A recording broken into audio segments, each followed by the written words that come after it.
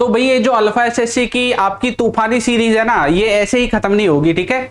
इसमें मैं आपको कम से कम 3 से 4 हजार जो जीके के क्वेश्चन है उनको रिवाइज करवा के ही मानूंगा, ठीक है। और ये लगा लो जिस बच्चे ने इन सीरीज को कंप्लीट कर लिया ना, तो ये लगा लो जीके का एक बहुत बड़ा जो हिस्सा है ना वो सब कुछ आपका रिवाइज हो जाएगा, ठीक है। चलिए तो अपनी क्लासेस को शुरू करते हैं। अच्छा एक बात और, ये जो क्लासेस हम कर रहे हैं ना, इसमें आप जानते हैं कि जीके जीएस यानी कि पूरा का पूरा मिक्स चल रहा है, जितने भी उसके सब्जेक्ट है, चाहे इकोनॉमी हो, फिजिक्स हो, केमिस्ट्री हो, बायोलॉजी हो, ठीक है, या फिर आपकी जियोग्राफी हो, पॉलिटी हो, या फिर आपकी हिस्ट्री में कोई भी पार्ट हो, एंशिएंट हो, मेडिवल हो, मॉडर्न हो, कोई भी हिस्ट्री हो आपकी, ठीक है। तो सब कुछ जो है हम बिल्कुल मिक्स पढ़ रहे हैं, क्लियर। और यहाँ पे मैं उन्हीं क्वेश्चंस को कवर कर रहा हूं जो एग्जाम में बार बार आते हैं, आए हुए हैं या आने की संभावना है, क्लियर। चलिए तो करते हैं स्टार्ट आज की क्लास को। और आप जानते हैं कि हम जो है भैया 30 मिनट में कितने क्वेश्चन कवर कर रहे हैं, 30 मिनट में कर रहे हैं 100 क्वेश्चन, ठीक है। चलो करें क्लास को स्टार्ट। तो यहां पे सबसे पहला जो क्वेश्चन है वो हमारे सामने निकल के आता है कि कंबोज महाजनपद की जो राजधानी है वो क्या थी, बताओ। जो कंबोज महाजनपद था उसकी राजधानी क्या थी, तक्षशिला, राजपुर, इंद्रप्रस्थ या फिर मथुरा। तो इसका जो सही आंसर है वो आपका होने वाला है, इसका सही आंसर आपका होने वाला है राजपुर, ठीक है, हाटक जिसको बोलते हैं, क्लियर। चलिए नेक्स्ट देखो, चंद्रगुप्त द्वितीय ने किस शक शासक को पराजित किया था। चंद्रगुप्त द्वितीय ने कौन से शक शासक को पराजित किया था, बताइए। रुद्र दमन, नहपान, रुद्र सिंह तृतीय या विश्व सिंह, किसको किया था भाई, बताइए। तो इसका जो सही जवाब है वो है ऑप्शन नंबर सी, आपका रुद्र सिंह, ठीक है। देखो यहाँ पे एक्सप्लेन मैं नहीं करूंगा, क्योंकि एक्सप्लेन करूंगा तो फिर 30 मिनट में 100 क्वेश्चन कैसे होंगे, फिर तो 30 मिनट में 10 ही क्वेश्चन होंगे। ये सीरीज उन बच्चों के लिए है जिन्होंने सिलेबस कंप्लीट कर रखा है और प्रैक्टिस कर रहे हैं, ठीक है, तो उनके लिए है। हो सकता है कुछ आपको नए क्वेश्चन भी मिले तो वो भी आपके प्रैक्टिस हो जाएंगे साथ के साथ, क्लियर। चलो 16 महाजनपदों में से कौन सा एकमात्र महाजनपद दक्षिण भारत में स्थित था। दक्षिण भारत में कौन सा था, अवंती, असमक, चेदी या फिर मत्स्य, बताइए। जो 16 महाजनपद थे उनमें से दक्षिण भारत वाला कौन सा है, तो सही जवाब आपका होगा असमक। कौन सा होगा, असमक, क्लियर। चलिए भाई आगे बढ़े, नेक्स्ट देखो, वेदों के जो गद्य भाग है, गद्य है, ठीक है, इसको क्या कहा जाता है। वेदों में जो गद्य भाग थे इसको क्या बोलते हैं, बताइए। उपनिषद कहते हैं, अरण्यक कहते हैं, ब्राह्मण कहते हैं या संहिता कहते हैं। तो इसका जो सही जवाब है वो आपका होने वाला है ब्राह्मण, क्लियर। तो ब्राह्मण उनको बोलते हैं, किसको, गद्य को, क्लियर। चलो गौतम बुद्ध का जो महापरिनिर्वाण है वो आपका कहां पे हुआ था, बताइए। गौतम बुद्ध का महापरिनिर्वाण कहां पे हुआ था, लुम्बिनी में, बोधगया में, सारनाथ में या फिर कुशीनगर में। तो नॉर्मल क्वेश्चन है तो आपको आना भी चाहिए, ये आपका हुआ था कुशीनगर में, क्लियर। चलो महावीर का जो मूल नाम था वो क्या था, है सिद्धार्थ था, सिद्धार्थ तो गौतम बुद्ध का था, है ना। देवदत्त था, वर्धमान था या राहुल था, बताइए। महावीर का तो वर्धमान महावीर बोलते हैं, आया कुछ याद, ठीक है। तो ऑप्शन नंबर जो सी है वही आपका ठीक हो जाएगा। जैन धर्म के प्रथम तीर्थकर कौन थे, जैन धर्म जो था उसमें पहले जो तीर्थकर थे वो कौन थे, बताइए। पार्श्वनाथ, महावीर, ऋषभदेव या अरिष्टनेमी। तो इसमें हो जाएंगे आपके ऋषभदेव, ठीक है। चलिए नेक्स्ट देखो, जैन धर्म और बौद्ध धर्म जो हैं दोनों के बीच एक प्रमुख जो अंतर है वो क्या है, मतलब जैन धर्म और बौद्ध धर्म जो हैं इन दोनों के बीच एक अंतर है, वो अंतर क्या है। अहिंसा पर जोर दिया गया है, कर्म के सिद्धांत में विश्वास है, आत्मा की अवधारणा है या पुनर्जन्म में विश्वास है, बताइए क्या है इसका सही आंसर। तो इसका जो आंसर आपका होने वाला है वो होने वाला है आत्मा की अवधारणा, क्लियर। चलो मौर्य काल में भूमि कर की जो दर थी वो क्या थी, मतलब कितना एक तरह से टैक्स दिया जाता था भूमि का। 1/8 भाग होता था, 1/6, 1/4 या 1/2। तो मौर्य काल में 1/6 होता है, ये आपको याद रख लेना है, क्लियर। चलो अशोक के स्तंभों पर उत्कीर्ण सिंह शीर्ष किस स्थान से लिया गया है, सिंह जो है अशोक स्तंभ पे सिंह जो है वो किस स्थान से लिया गया है, बताओ। राजगीर, वैशाली, सारनाथ या लुम्बिनी। तो सारनाथ से लिया गया है, सब जानते हैं, ठीक है, सारनाथ का अशोक सिंह स्तंभ। चलिए नेक्स्ट देखो, मौर्य काल में जो अग्रहार है ये अग्रहार क्या था, बताओ। ब्राह्मणों को जो है दी जाने वाली कर मुक्त भूमि, एक प्रकार का सैन्य छावनी थी, व्यापारियों का एक संघ था या राजकीय न्यायालय था। तो क्या था भैया ये अग्रहार, तो अग्रहार था आपका ब्राह्मणों को दी जाने वाली कर मुक्त भूमि, क्लियर। चलो चरक संहिता किस विषय से संबंधित है, चरक संहिता जो है वो किससे संबंधित है? ज्योतिष से, गणित से, व्याकरण से या चिकित्सा से? बताइए। तो ये आपकी हो जाएगी चिकित्सा से, ठीक है। जैसे चरक और जैसे चिकित्सा, ऐसे भी आप इसको याद कर सकते हैं। नेक्स्ट देखो, अल-बरूनी जो है वो किस शासक के साथ भारत आया था? बताओ, अल-बरूनी किस शासक के साथ भारत आया था? तो भारत किसके साथ आया था? मोहम्मद बिन कासिम, मोहम्मद गोरी, महमूद गजनबी या फिर बाबर? तो किसके साथ आया है भैया अल-बरूनी? अल-बरूनी आपका आया था महमूद गजनबी के साथ, ठीक। चलिए नेक्स्ट है आपका 10 कुमार चरित्रम के जो लेखक हैं वो कौन है? 10 कुमार चरित्रम के लेखक कौन है? दंडी, भवभूति, बाणभट्ट या भारवी? तो 10 कुमार जो चरित्रम है उसके लेखक आपके हो जाएंगे दंडी। क्लियर? चलो इसको बताओ। नेक्स्ट, मानव की खोपड़ी में कुल कितनी हड्डियां होती हैं? बताइए भाई जल्दी से, इतना मैं पानी पीता हूं।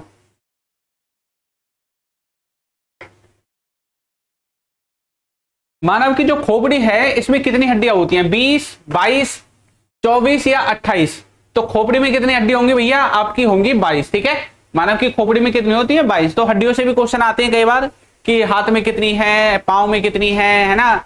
सबसे छोटी हड्डी कौन सी होती है, सबसे बड़ी कौन सी होती है, हड्डियों को जोड़ते कैसे हैं? तो ऐसे कुछ क्वेश्चंस आपके बनते हैं। क्लियर? चलो, लाल अस्थि मज्जा का जो प्राथमिक कार्य है वो क्या है? लाल अस्थि मज्जा क्या वसा का भंडारण करेगा? नहीं।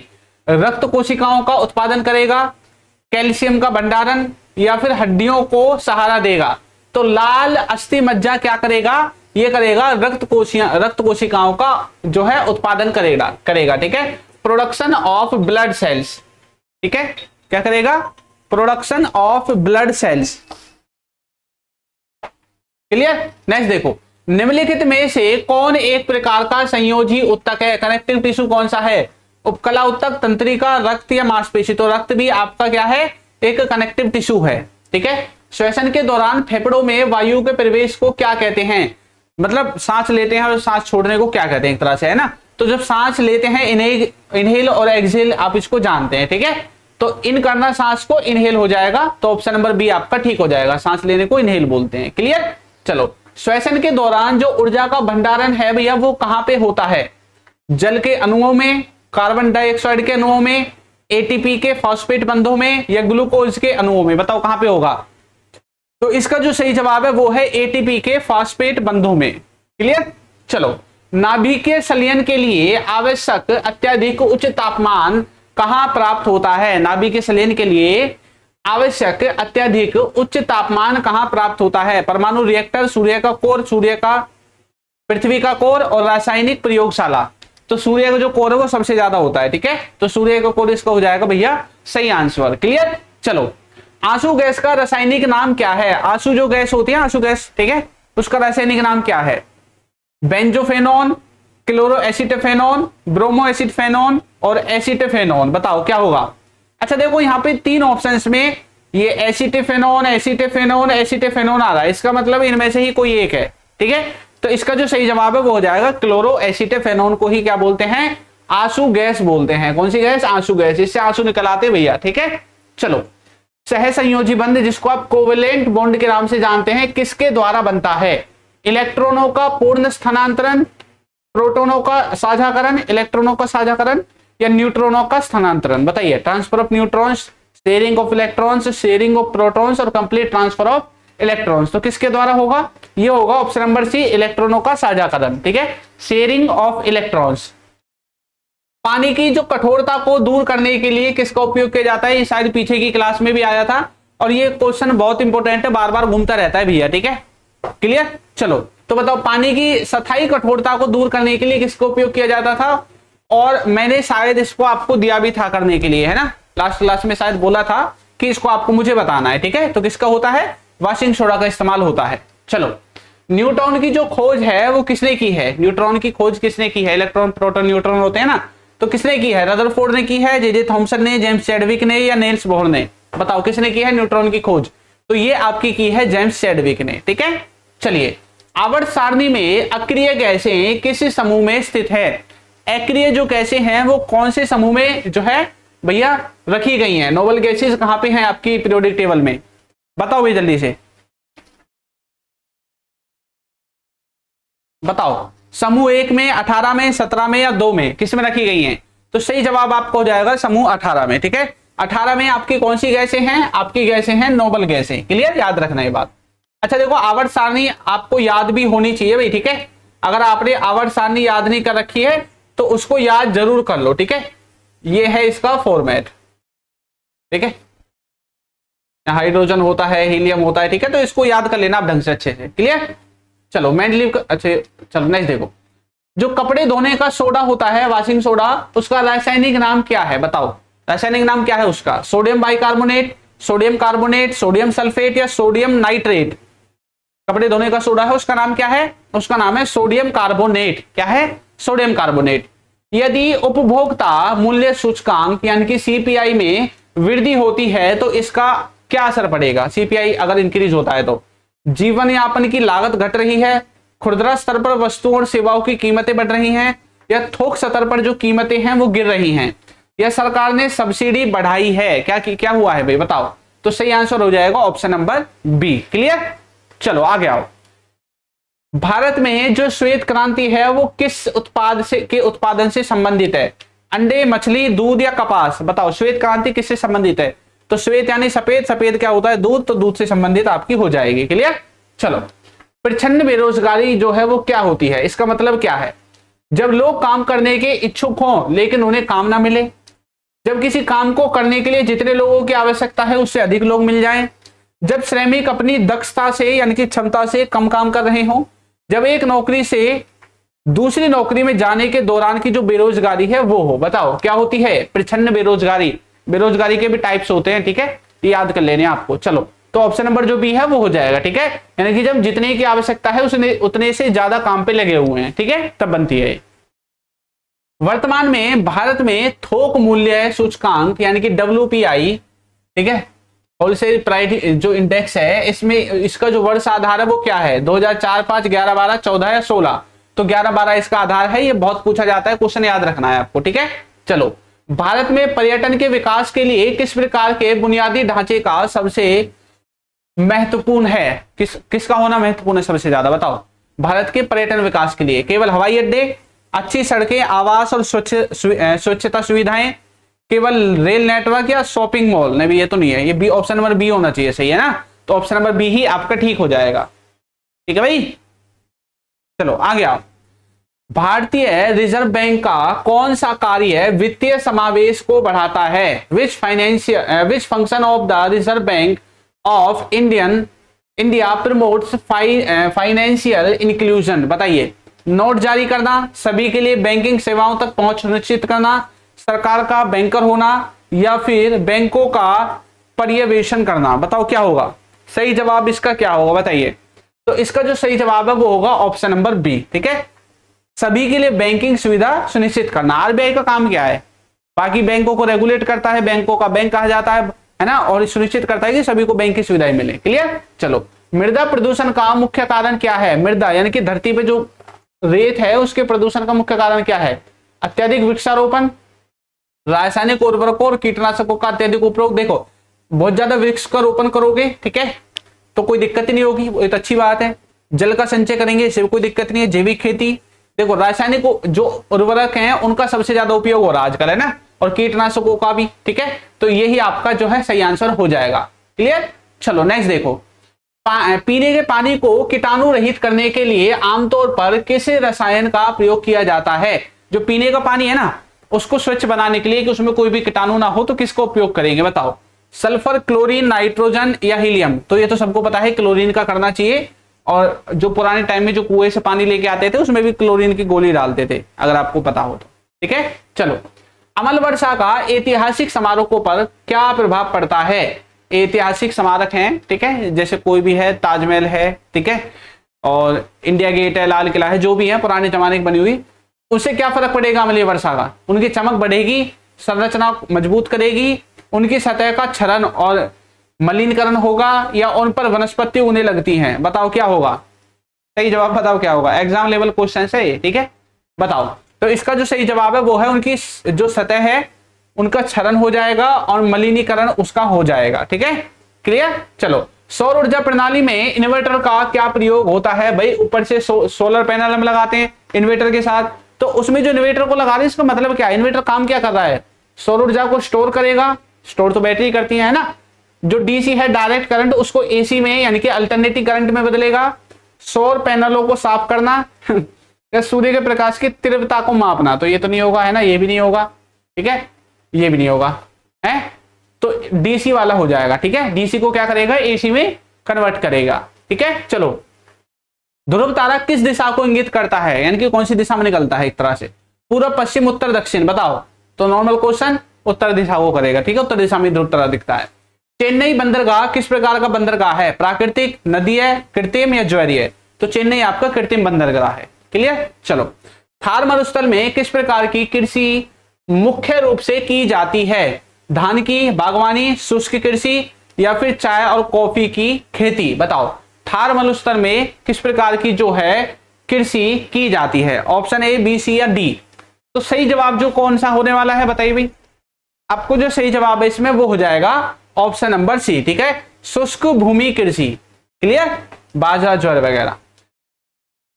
पश्चिमी विक्षोभ से होने वाली वर्षा का भारत की अर्थव्यवस्था पर क्या सकारात्मक प्रभाव पड़ता है, क्या प्रभाव पड़ेगा भैया, औद्योगिक उत्पादन में वृद्धि होगी, पर्यटन में वृद्धि होगी, रबी की फसलों की पैदावार में वृद्धि होगी या मत्स्य पालन में वृद्धि होगी।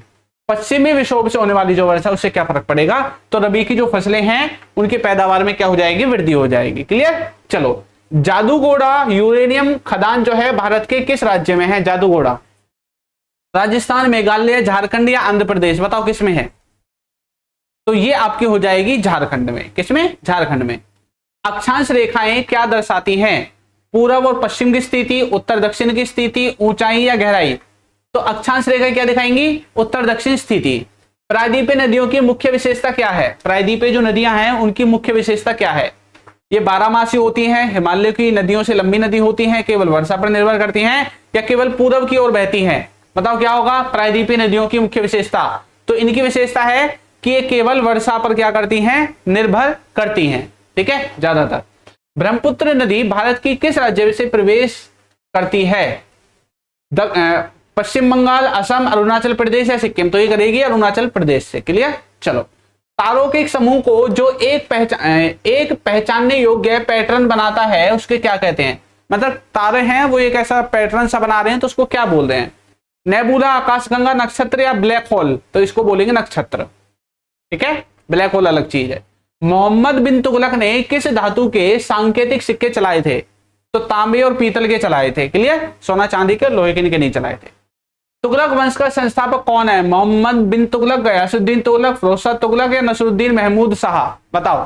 तो इसका हो जाएगा गयासुद्दीन तुगलक। और हम्पी को यूनेस्को जो आपका विश्व धरोहर स्थल है उसमें कब एक तरह से शामिल किया गया या घोषित किया गया, ये लगा सकते हैं, 84 में, 86 में, 89 में या फिर आपका 91 में, 91 में, बताओ कब किया गया था यूनेस्को विश्व धरोहर स्थल में हम्पी को जो है शामिल। तो सही जवाब हो जाएगा 1986 में, ठीक है, कब किया गया था, 1986 में। तो हमारे 50 क्वेश्चन जो हैं वो कंप्लीट हो चुके हैं, ठीक है, और आज मेरे हिसाब से सही टाइम से हो जाएंगे। चलो नेक्स्ट देखो, ताजमहल का निर्माण किसने करवाया था, तो ताजमहल का किसने करवाया बता भी, शाहजहां, औरंगजेब, अकबर या जहांगीर, तो ये करवाया था शाहजहां ने, क्लियर। चलो, किस तुगलक शासक को बुद्धिमानी मूर्ख या पागल सुल्तानों के नाम से जाना जाता है, नसरुद्दीन महमूद, फिरोजशाह तुगलक, महमूद बिन तुगलक या गयासुद्दीन तुगलक, तो ये जाएगा मोहम्मद बिन तुगलक, इसी को बोला जाता था, ठीक है, पढ़ा लिखा मूर्ख एक तरह से। चलो, ये रहा, गुलामों के लिए दीवान ए बंदगान नामक एक अलग विभाग की स्थापना किसने की थी, ऐसे भी क्वेश्चन आ जाते हैं भाई। अलाउद्दीन खिलजी, मोहम्मद बिन तुगलक, फिरोजशाह तुगलक या इल्तुतमिश, बताओ किसने की है, तो ये आपकी की है फिरोजशाह तुगलक ने। किसकी स्थापना की है, दीवान ए बंदगान, क्लियर। चलो, विजयनगर साम्राज्य की राजधानी क्या थी, तो क्या थी, हम्पी, ठीक है। 1946 में भारत आए कैबिनेट मिशन का प्राथमिक उद्देश्य क्या था, जो कैबिनेट मिशन आया था उसका उद्देश्य क्या था, बताओ किस उद्देश्य के लिए कैबिनेट मिशन जो है वो इंडिया में आता है, भारत में आता है, सही जवाब बताओ। ऑप्शन ए, भारत के विभाजन पर बातचीत करने के लिए, एक अंतरिम सरकार की स्थापना करना और सत्ता के हस्तांतरण के लिए एक तंत्र तैयार करना, भारत छोड़ो आंदोलन को दबाना या एक सीमा आयोग नियुक्त करना, तो भैया ये जो आया था कैबिनेट मिशन, ये आया था ऑप्शन नंबर बी, अंतरिम सरकार की स्थापना करना और सत्ता के हस्तांतरण के लिए एक तंत्र तैयार करना। ठीक है, भारतीय राष्ट्रीय कांग्रेस के अध्यक्ष बनने वाले पहले अंग्रेज कौन थे? कौन थे भैया? A.O. ह्यूम या विलियम वेडरवन या जॉर्ज यूले या हेनरी कॉटन? बताओ कौन थे? तो ये थे जॉर्ज यूले। क्लियर? चलो, गांधी का जन्म स्थान क्या है? ये तो सबको पता होगा, पोरबंदर है। स्वदेशी आंदोलन के दौरान किस नेता ने स्वराज को स्वदेशी और बहिष्कार के अंतिम लक्ष्य के रूप में प्रचारित किया? किसने किया था? गोपाल कृष्ण गोखले, बाल गंगाधर तिलक, सुरेंद्र बनर्जी या दादा भाई नौरोजी? बताओ किसने किया है? स्वदेशी आंदोलन के दौरान किस नेता ने स्वराज को स्वदेशी और बहिष्कार के अंतिम लक्ष्य के रूप में प्रचारित किया? तो ऑप्शन नंबर जो बी है वो ठीक हो जाएगा, बाल गंगाधर तिलक ने। क्लियर? चलो, गांधी इरविन समझौता किस वर्ष हस्तांतरित या हस्ताक्षरित हुआ है? बताओ। हस्तांतरित अलग होता है, हस्ताक्षरित मतलब साइन करना। ठीक है, तो किस वर्ष साइन हुआ था गांधी इरविन समझौता? 29, 30, 31 या 32? तो सही जवाब हो जाएगा 1931। ठीक है, नेक्स्ट देखो, किस क्रांतिकारी ने 1913 में गदर नामक पत्रिका शुरू की? तो गदर किसने की है? लाला हरदयाल ने, तो सबको ही पता है। ठीक है, गांधी ने क्रिप्स मिशन को क्या कहकर संबोधित किया था? मतलब क्या कहकर बोला था कि एक अच्छा प्रस्ताव है, एक दिवालिया बैंक का पोस्ट डेटेड चेक है, या भारत की स्वतंत्रता की दिशा में एक कदम है, या एक अनावश्यक हस्तक्षेप है? तो पोस्ट डेटेड जो चेक है वो इसने बोला था। ठीक है, किसको? क्रिप्स मिशन को। किसने महात्मा गांधी को महात्मा की उपाधि दी थी? बताओ। रविंद्रनाथ टैगोर ने, गोपाल कृष्ण गोखले, बाल गंगाधर तिलक या सरदार वल्लभ भाई पटेल? तो किसने दी थी? रविंद्रनाथ टैगोर जी ने दी थी। क्लियर? चलो, गांधी ने दक्षिण अफ्रीका में किस संगठन की स्थापना की थी? तो दक्षिण अफ्रीका में इन्होंने आंदोलन भी किया था, आप जानते हैं। ठीक है, तो वहां पे कौन से संगठन की थी? Indian national Congress, Natal Indian Congress, African national Congress या दक्षिण अफ्रीकी भारतीय संघ? तो नेटाल जो इंडियन कांग्रेस है इसकी स्थापना की थी। वाहनों के पश्च दृश्य दर्पण यानी कि रियर व्यू मिरर के रूप में किस दर्पण का उपयोग किया जाता है? बताओ। अवतल दर्पण, समतल दर्पण, उत्तल दर्पण या परलवीय दर्पण? ठीक है, पैराबोलिक मिरर जिसको आप बोलते हैं। तो सही जवाब हो जाएगा आपका उत्तल दर्पण, जो है रियर मिरर की तरह क्या किया जाता है? इस्तेमाल किया जाता है। पृथ्वी के लिए प्लायन वेग का अनुमानित मान क्या है? पृथ्वी के लिए प्लायन वेग जो है उसका अनुमानित मान क्या है भाई? बताओ। तो सही जवाब आपका क्या होने वाला है? 11.2 किलोमीटर पर सेकंड। क्लियर? यानी कि इतनी स्पीड से किसी चीज को पृथ्वी से बाहर फेंकेंगे तो वो पृथ्वी की ग्रेविटेशन को पार करके बाहर चली जाएगी। चलो, प्रकाश वर्ष नामक इकाई का उपयोग किसके लिए किया जाता है? दूरी के लिए। ठीक है, कि प्रकाश एक वर्ष में कितनी दूरी तय करता है। क्लियर? चलो, एक सीधी रेखा में गतिमान वस्तु की गति को क्या कहते हैं? सीधी रेखा में गति कर रही है तो रेखीय गति होनी चाहिए, है लीनियर। ठीक है, लीनियर हो जाएगी। एक वस्तु का भार कहां शून्य होता है? पृथ्वी के केंद्र पर जो वस्तु का भार है वो क्या होता है? शून्य होता है। ठीक है, चलो, एक कृत्रिम उपग्रह को पृथ्वी के चारों ओर एक गोलाकार कक्षा में घूमने के लिए आवश्यक गति को क्या कहते हैं? बताओ। प्लायन वेग, कक्षीय वेग, टर्मिनल वेग या ध्वनिकी गति? ध्वनिकी गति नहीं होगी, टर्मिनल नहीं होगी, प्लायन नहीं होगा, कक्षीय वेग होगा आपका। ठीक है, ऑर्बिटल वेलोसिटी होगी। चलो, ध्वनि तरंग किस प्रकार की तरंग है? ध्वनि तरंगे हैं वो कैसी तरंगे हैं? विद्युत चुंबकीय तरंगे हैं? नहीं। अनुप्रस्थ तरंगे हैं? अनुदैर्घ्य तरंगे हैं? गुरुत्वाकर्षण भी नहीं है, अनुप्रस्थ भी नहीं है। कैसी हैं? अनुदैर्घ्य तरंगे हैं आपकी। कौन सी? ध्वनि तरंगे। पेपर में आता है लॉन्गिट्यूडिनल वेव्स हैं। कौन सी हैं? Longitudinal waves. क्लियर? न्यूटन की गति का दूसरा नियम किसके बीच संबंध बताता है? F = ma, यही है ना? तो फोर्स, द्रव्यमान यानी कि मास, और एक्सीलरेशन यानी कि त्वरण। ठीक है, तो फोर्स, मास और एक्सीलरेशन, ये इसका सही जवाब हो जाएगा। क्लियर?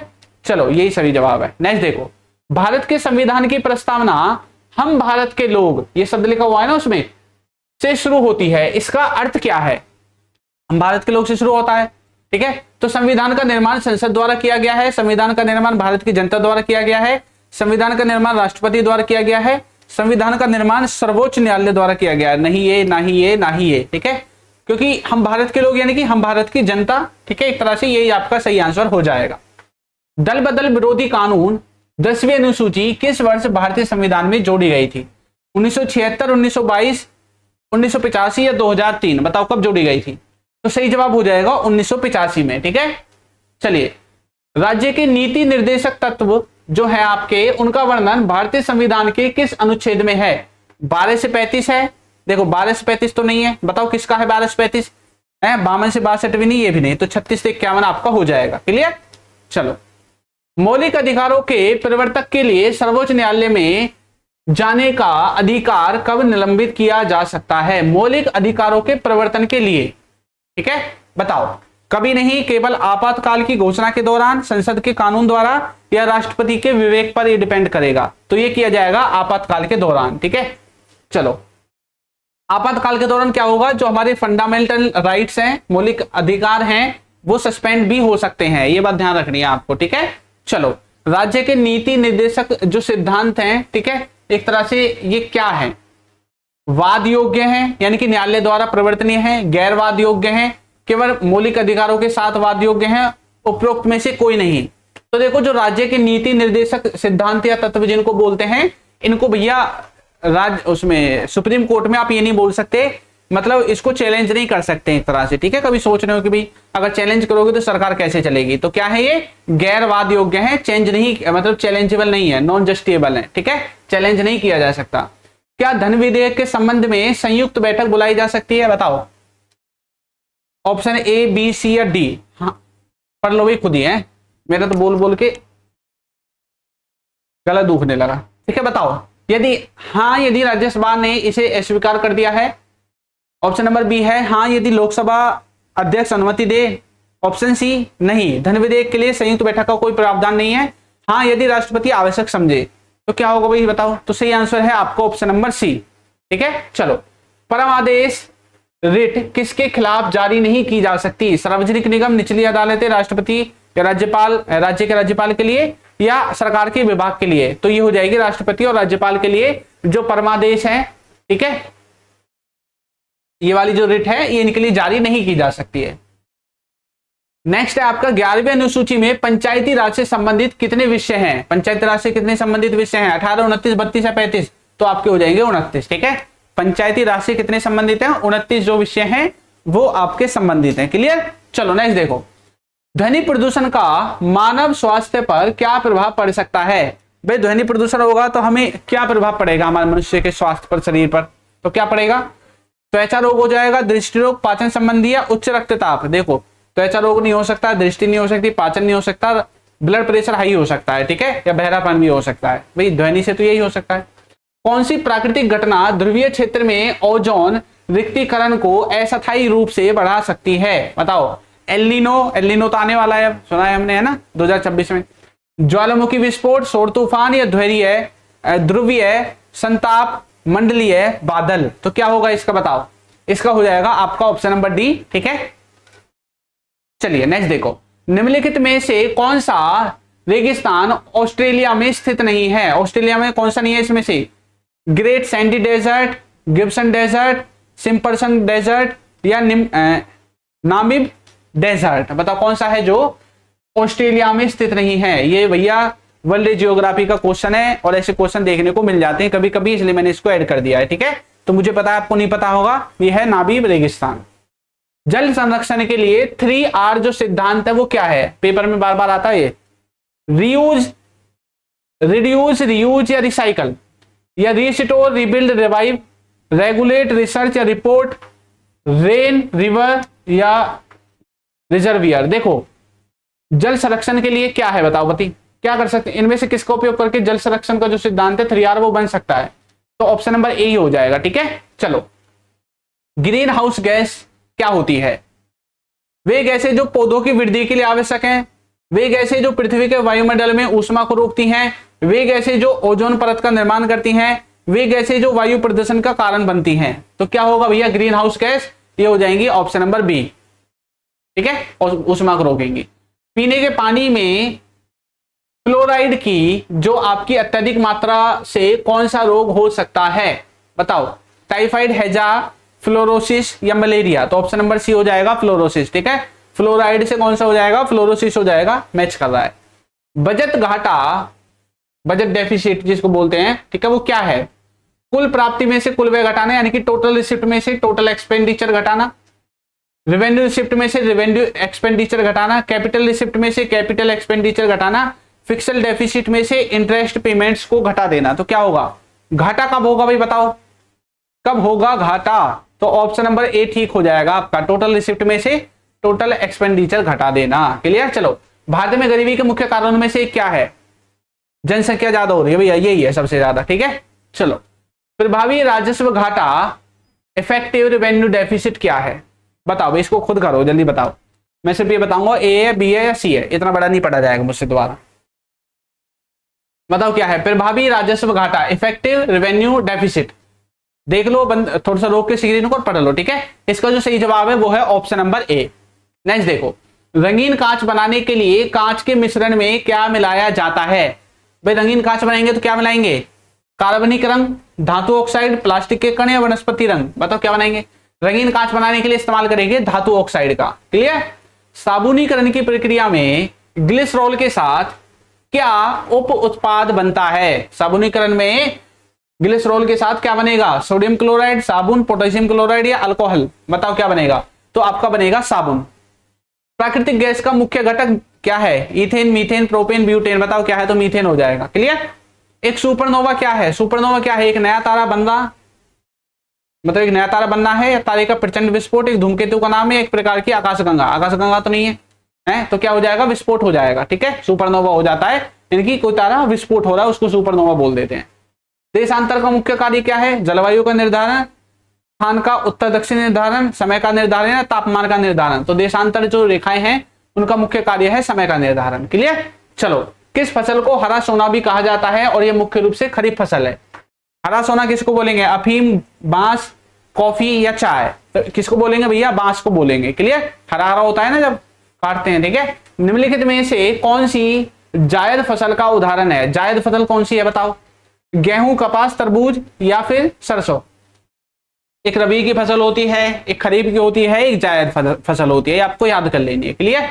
चलो, तो जायद फसल कौन सी होती है? ये आपकी तरबूज हो जाएगी, जैसे तरबूज हो गया, ककड़ी हो गई, ये वाली। ठीक है, यानी कि रबी और खरीफ के बीच में जो उगती है, जैसे मौसम चल रहा है तो इसमें जायद फसलें उगेंगी आपकी। ठीक है, चलो नेक्स्ट देखो, चक्रवात की आंख की मुख्य विशेषता क्या है?